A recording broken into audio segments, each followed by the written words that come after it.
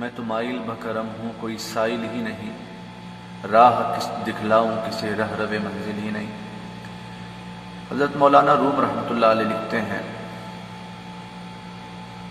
کہ حضرت محمود غزنوی علیہ رحمت رضوان کا دور حکومت، ایک بیمار، ایک مریض ایک طبیب کے پاس آتا ہے۔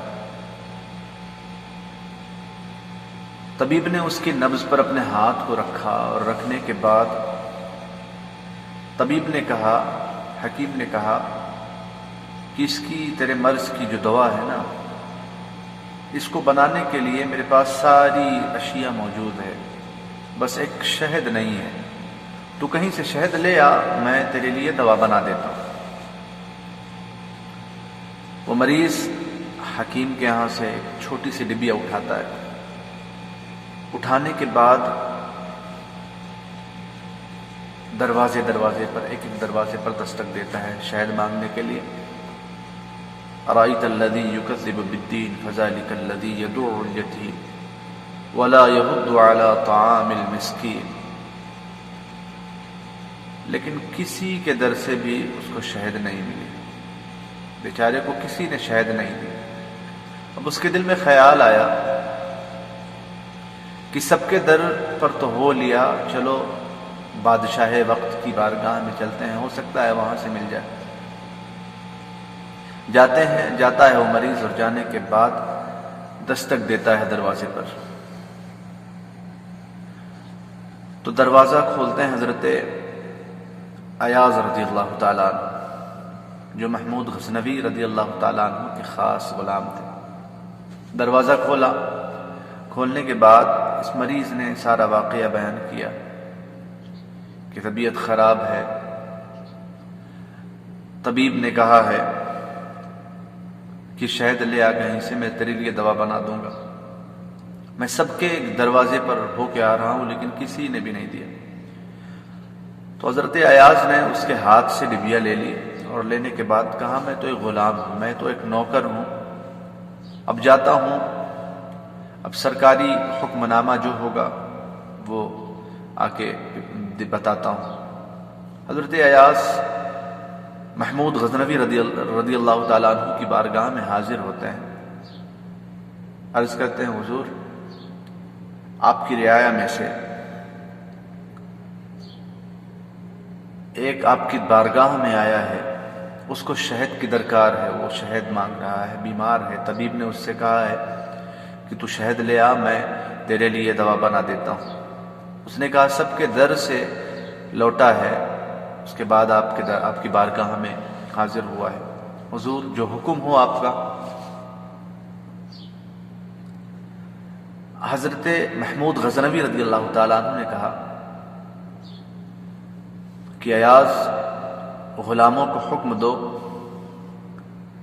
کہ اس جو آدمی آیا ہے، جو میری رعایا میں سے شخص آیا ہے، اس کے گھر پہ 3 ٹینیں شہد کی بھیج دیں۔ حضرت ایاز نے کہا کہ حضور وہ تو صرف ایک ڈبیا مانگنے آیا ہے، وہ صرف ایک ڈبیا چاہتا ہے، اس کے علاوہ کچھ نہیں چاہتا ہے۔ حضرت محمود غزنوی رضی اللہ تعالیٰ عنہ نے کہا وہ ایک غلام ہے، اس کی جتنی حیثیت ہے وہ اتنا مانگ رہا ہے، اس کی حیثیت یہ ہے کہ وہ ایک ڈبیا مانگ رہا ہے، لیکن بادشاہوں کی حیثیت جو ہوتی ہے وہ اپنی حیثیت سے مانگ رہا ہے، اور بادشاہ اپنی حیثیت سے دیتا ہے۔ میں تو مائل بکرم ہوں کوئی سائل ہی نہیں، راہ دکھلاؤں کسے رہ رو منزل ہی نہیں۔ اللہ رب العزت اتنا مہربان ہے بندوں پر۔ حضور پاک صاحب اللہ صلی اللہ تعالیٰ علیہ وسلم نے ماں کے مقام کو بیان فرمایا۔ باپ بھی بچوں سے پیار کرتا ہے، ایسا نہیں بچوں سے پیار نہیں کرتا، ماں تو گھر میں رہتی ہے، لیکن باپ بچوں کی پرورش کے لیے 40 45 50 سیلسیس ڈگری کے تاپمان میں رہ کر کے اس کے لیے کھانے پینے کی اشیاء، کھانے پینے کے اغراض مہیا کرتا ہے۔ باپ بھی بچوں سے پیار کرتا ہے، لیکن ماں کا پیار کچھ الگ ہی ہوتا ہے۔ ماں اور بیٹے کے اندر بے تکلفی ہوتی ہے۔ باپ سے چاہے جتنی محبت بیٹا کرے، لیکن اس کے اندر ایک جھجھک سی ہوتی ہے۔ باپ سے کوئی بات کھل کر نہیں کر سکتا ہے، لیکن ماں ایسی ہے کہ کوئی بھی بات ہو بیٹے کے دل میں، وہ بیٹا اپنی ماں سے بے جھجھک کہہ سکتا ہے۔ حضور پاک صاحب صلی اللہ تعالی علیہ وسلم نے بیان فرمایا کہ اللہ رب العزت کی ذات جو ہے وہ بندوں سے اتنا پیار کرتی ہے جتنا 1000 مائیں ایک ساتھ مل کر پیار کریں گی، اتنا تنہا اللہ رب العزت اپنے ایک بندے سے پیار کرتا ہے۔ آپ دولت مانگو گے اللہ کی بارگاہ میں، اللہ رب العزت آپ کو سخی کر دے گا، آپ کو غنی کر دے گا۔ میں تو مائل بکرم ہوں، کوئی سائل ہی نہیں، راہ دکھلاؤں کسے رہ روے منزل ہی نہیں۔